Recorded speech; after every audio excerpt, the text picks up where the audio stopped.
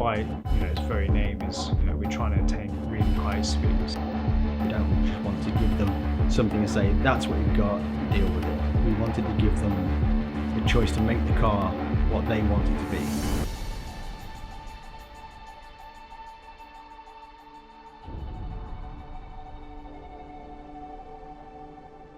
The testing phase, we often go through a lot of FEA testing for strength, durability at the end of the design phase before we commit to any tooling or anything like that. FEA testing is a theoretical calculation method for internal stresses of a part. We use FEA to make sure our parts would have no weaknesses, basically. The next step is obviously physical testing.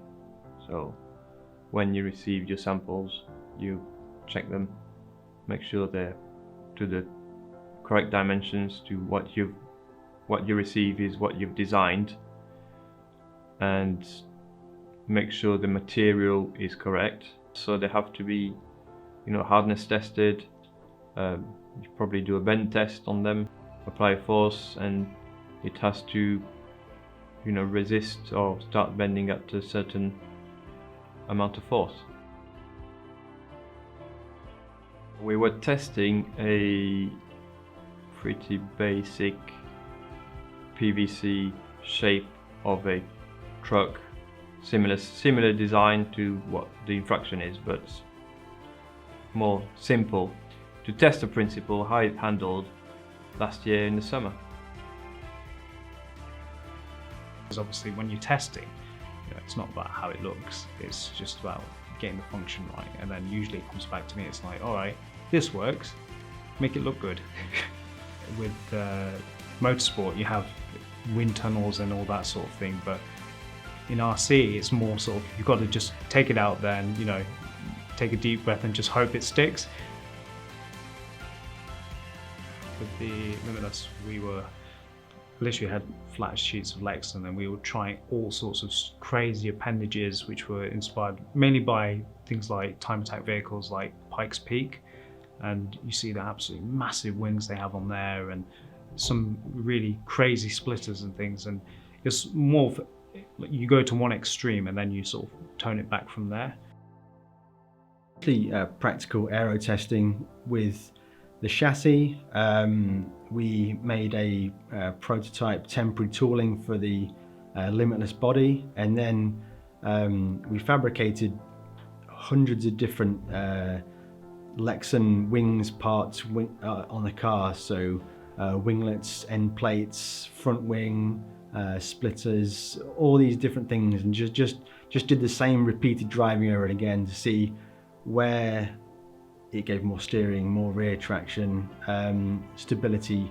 And what we learned from that was the end plates, the rear made such a huge difference. That's why the Limitless has such big end plates on the wing. We also come to the conclusion that everybody is going to want something slightly different from the Limitless as a speedrun vehicle.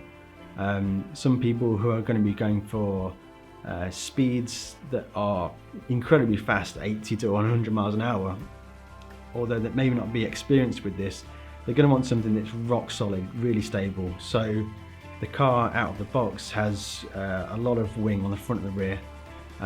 At those speeds it can achieve the 100 mile an hour or so, and with the high downforce it's rock solid, super stable.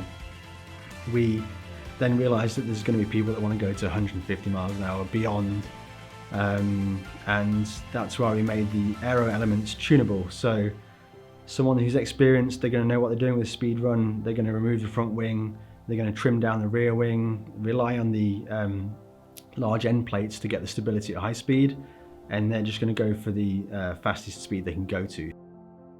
We tried loads of different scenarios for whether you want low downforce, high downforce, and then ultimately that's what spawned the idea of, well, why don't we have the customer be able to adjust the aero to what they want, and that's particularly appealing to of course the speedrun guys, for which the Limitless is aimed for, and to the Infraction to that extent as well. where we have the different trim line levels for the wings. So the Limitless is the front and the rear. So it's all about, because all those little differences make a huge impact on how the car performs at speed. What we realised during our testing was that we want to give the customers the choice as to how they want the car to be. We don't just want to give them something and say, that's what you've got, deal with it. We wanted to give them the choice to make the car what they want it to be. From an idea to actually getting something in the market, you're looking at 12 to 14 months for something that's based on an existing platform, a vehicle. So in the case of the Infraction, that shares a lot of the parts with the 6S vehicles. So for that, it took sort of 14 months. So yeah, it's just a serious process. It's proper engineering, basically.